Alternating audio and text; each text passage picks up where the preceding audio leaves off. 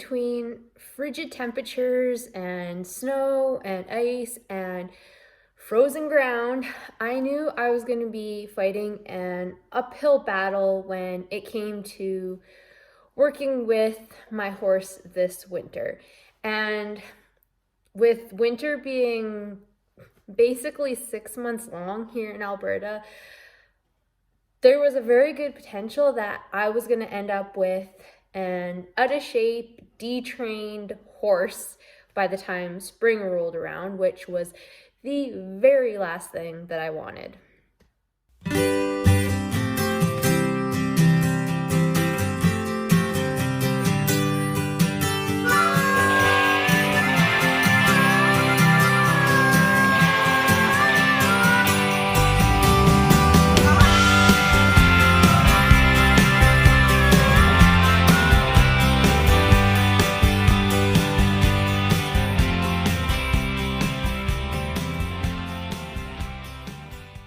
Hey everyone, welcome to another episode of Strong in the Saddle. I'm your host Katrina, and today we are talking about how I am continuing to make progress with my horse even in the depths of a Canadian winter, and how you can as well, because yes, it is possible. Winter weather can definitely make it a challenge to maintain any sense of progress with your horse, but it is possible. It most likely will not look the same as it does during the warmer months of the year, but you can definitely still make progress so that by the time spring does come around, you are ready to hit the ground running. If you haven't already, be sure to subscribe, rate, and review this podcast. That would be greatly appreciated. If you aren't already, please be sure to follow me on Instagram at Strong in the Saddle, and my YouTube channel is youtube.com/@StrongInTheSaddle. The first thing that you need to do if you are going to make any sort of progress with your horse in the wintertime is to come up with an adapted training program. I know for me, in last spring, it was very, very rainy and muddy here in Alberta, and I had a very hard time adapting to that. I wanted to do all the things that I could do in a sandy arena, and it just resulted in me being sulky about the weather conditions, which of course does not change anything. And the same sort of thing holds true here in winter. I could sit here, and as I'm looking out the window, it is snowing right now and it is very, very cold, and I could sit here and be very grumpy about that and complain all over the internet about how much winter sucks and how I wish I lived in Arizona, but that doesn't help the situation. It doesn't change the situation. What I need to do is accept the things that I cannot control, the weather, and come up with some sort of adapted training program that will set me up for success and progress with my horse. So when you're coming up with an adapted training program, you have to kind of look at the facts. So for me, the ground is frozen. Sometimes during the winter, it's light, fluffy snow. Other times it's really wet, heavy, deep snow. Sometimes it all melts, and then I'm dealing with either just frozen ground or with ice. So there's a mixed bag of ground that I'm going to be having to deal with. Regardless of what the ground situation is, though, it is very likely that if I'm riding outside, I'm not going to be able to do advanced maneuvers. If I'm lucky, I can do loping, but I'm not going to bet on it. And I also won't be able to do things like turning real hard or sliding stops. Or I'm not going to be sliding intentionally. If we accidentally slide on ice, that's something entirely different. But like a rainer sliding stop, I'm not going to be able to do that. So the ground is one thing. Another thing is the cold. It's especially, I think it was beginning of January, it was like -40, and I consider myself pretty tough, and I work my horses in some pretty wintry conditions, but -40 is a hard no. So there's going to be times where it's just too plain cold I won't be able to ride. Maybe I can do groundwork, or it might even be too cold for groundwork. And yeah, just leaving my horse at the barn untouched. Another thing I need to consider in the winter is daylight. So again, I live in Canada. The days do get very, very short. December 21st is the shortest day of the year. So I'm recording this now on February 1st, and I'm very happy to report that the days are definitely getting longer now. I get home when it's still light out, so that's good. But definitely November, December, and beginning of January, daylight being very, very short is definitely an issue. So that's another thing I need to consider. And a final thing I would consider when doing my adapted training plan is the fact that there's just something about winter where I think a lot of people lose motivation to do anything. They just kind of want to hunker down inside and almost hibernate. And obviously that doesn't work if you have things you want to get done with your horse. So just dealing with a lack of motivation, maybe having a bit of seasonal affective disorder where you're just, not motivated, not really feeling like your chipper self. Those are all going to come into play when coming up with this adapted training program. So based on all of that, it's kind of like, okay, what are we working with here?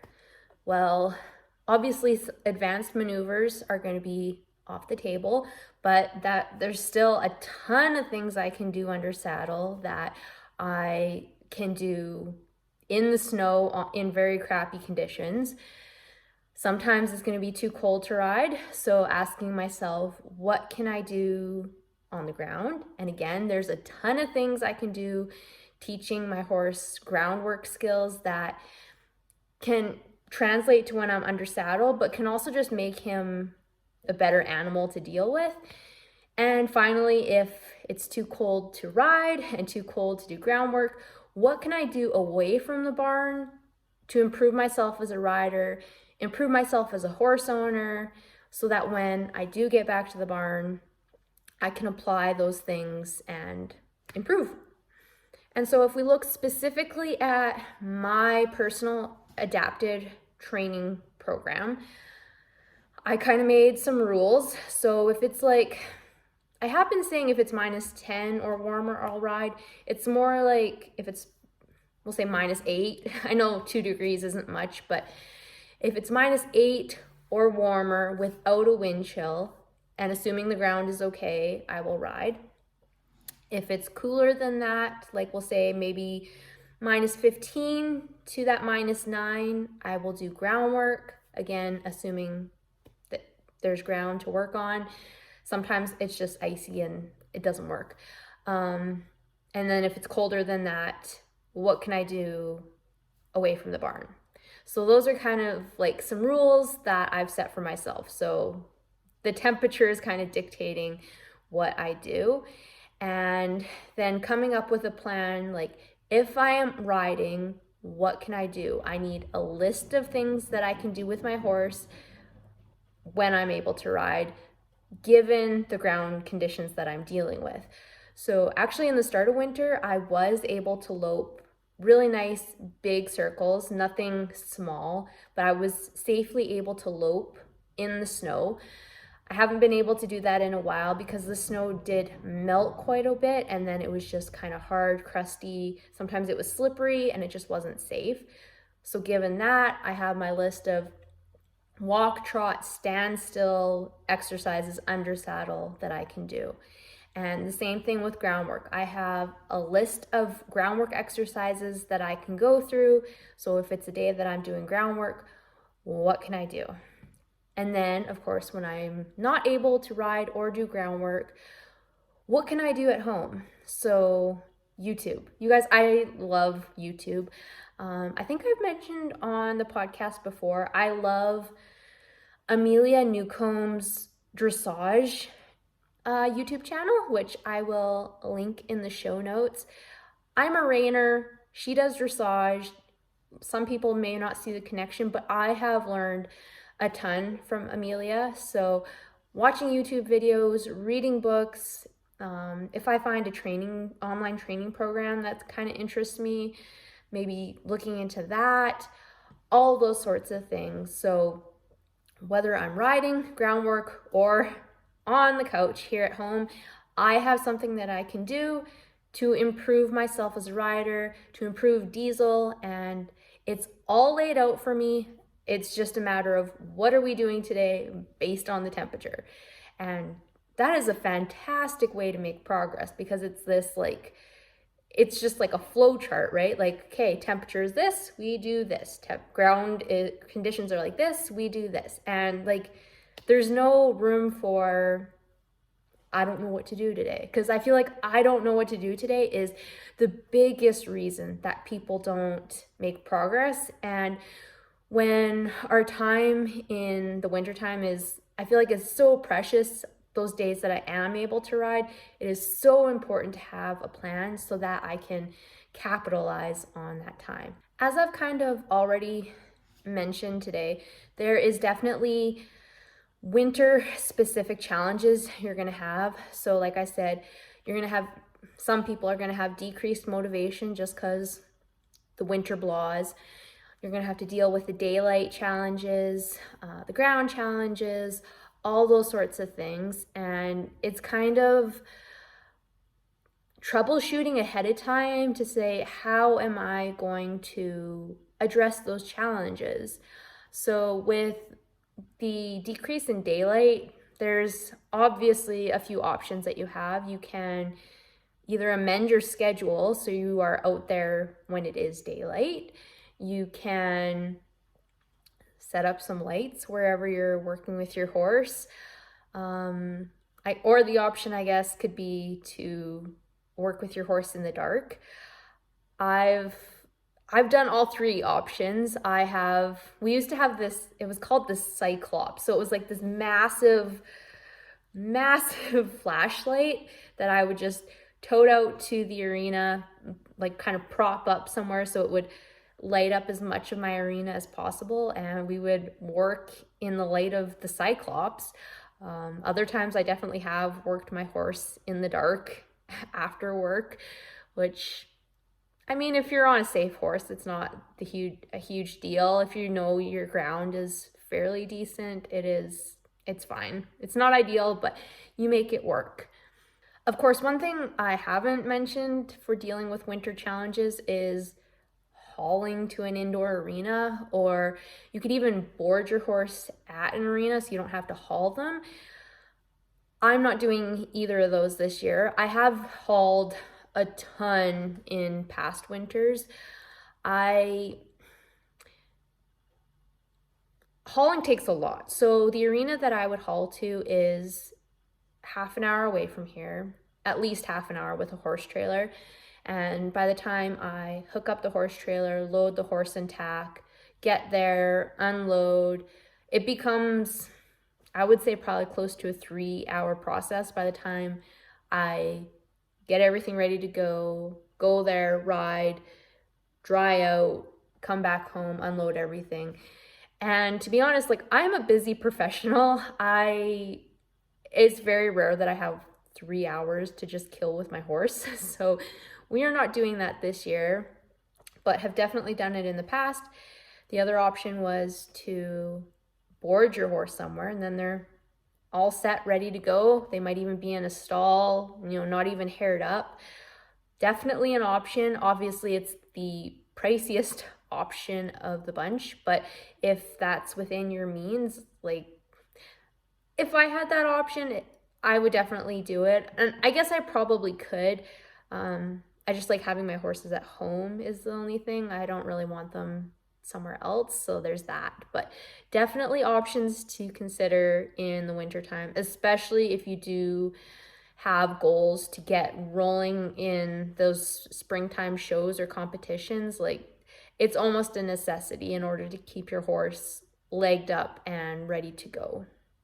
And like I've mentioned already, when you're thinking about training your horse in the winter, I'll just use an example. One of my goals with Diesel this year is to teach him flying lead changes. And with flying lead changes, there's a lot baked into the base of a flying lead change. Lots of just getting your horse broke with a lot of other maneuvers, a lot of lateral movement, getting them nice and round, moving off your seat and your legs, all that stuff. And a ton of that can be done at a walk trot, even at a standstill. So if you're looking at the things you want to achieve with your horse, think about what are those fundamental basic things that I can work on and get really solid here in the winter time, so that by the time spring's here, I will be more than prepared to do whatever that more advanced thing is. And I think that's really the mindset that I've been taking, not just with flying lead changes, but with just everything, especially groundwork. During the summer and fall, I did not do a whole lot of groundwork with Diesel because I just wanted to be on his back, getting better under saddle. But doing groundwork with your horse and getting your horse really solid in terms of how they are to handle on the ground in just day-to-day tasks, that is huge for just having a all-around well-broke, well-mannered horse, which in my books goes a long way. Like, I don't care if your horse is super, super fast or can do amazing slides and stops or whatever else. If they're a butt to deal with on the ground and just when you're handling them, I hate that. It's a huge pet peeve of mine. So all these little things they go towards creating a well-broke, just more valuable horse at the end of the day. And I think, if I can work my horse through an entire groundwork program, that's an accomplishment, and that's pretty cool. If I can get my horse to do all kinds of almost liberty work on the ground, like, that's pretty cool. And the last thing that I wanted to talk about in terms of making progress in the winter has to relate to the whole not having motivation and just finding it really hard to get out there and know what you should be doing and just being excited to be doing wintry things with your horse. To be quite honest, back in January, it was only like maybe 3 weeks ago, I was going through a really bad spell of not being motivated, which is not like me at all. I honestly do think I did have a bit of seasonal affective disorder. I was never diagnosed or anything like that, but just feeling really, like, after Christmas there, just definitely feeling the doldrums of winter and January and no daylight and all that sort of a thing, and just not being motivated to go out and work with my horse at all. For a little while there, I was just hand walking him up and down the driveway a couple times, and that's it, which that is not like me. I am way more motivated and much more of a go-getter-done kind of person than that, but I had a slump, and that's a real thing that happens to a ton of people in the wintertime. It's definitely a thing, and there's definitely some ways that you can tackle that if you are in that sort of a situation. I think part of it just goes back to the whole acknowledging the situation and the things that you can't control, which I know it sucks. Like, when I refer back to last spring, it was really muddy. I had a brand new horse and all I wanted to do was ride, and Mother Nature just kept opening up the clouds with a ton of rain. And yeah, it really got to me. I was very, very, very frustrated. And I could be doing the same right now here with winter. I could be complaining about how much it sucks to live in Alberta. But we won't do that. I'm not going to be the classic Canadian who just all they do is talk about the weather. Yeah, accepting things that you can't control. I cannot control what the forecast is going to look like in the next 2 months. I cannot. And I think that alone goes a long ways in for your motivation and just how you approach your situation. Because if you just accept it, then you can go to the next step, which is, okay, what can I control? Which is a lot, as we've already discussed today. Focusing on what you can control and going from there. And I guess it's kind of the cliche, what is it, making lemonade out of lemons. So thinking about, okay, what can I do given my situation to help me get that much more better come springtime? And just getting better about the fact that every day we are one more day closer to springtime and good ground conditions and warmer temperatures, like getting excited about that. And tying into that is getting excited about some goals. I think motivation is fleeting. You're not going to be motivated every day. And that goes for regardless of what time of year it is. Like, we aren't always motivated, but the things that pull us through are things like our goals and getting excited about those goals. So I know some people don't like setting goals, but I would really encourage you to, or even just if you don't like the word goals, set some intentions for you and your horse of what sort of plans do you have for this year? You know, once we are past winter, what sorts of things do you want to do? And I found this helped me tremendously. I thought about the shows that I would compete in here in 2023 and the clinics that I would go to, and the prospect of finally being able to nail a flying lead change with Diesel. Thinking about all those things was very, very, very motivating and just got me excited to be out there again. And it helped a lot. So I definitely encourage you to set an intention or some goals, or just come up with some plans. Maybe look up the show schedules in your area or see what kind of clinics are going to be coming around and get excited about those, because like I said, that's what's going to pull you through these winter months, is getting excited about what is to come. And yeah, I think I'm going to end the episode there. So I hope you guys enjoyed this episode of the podcast.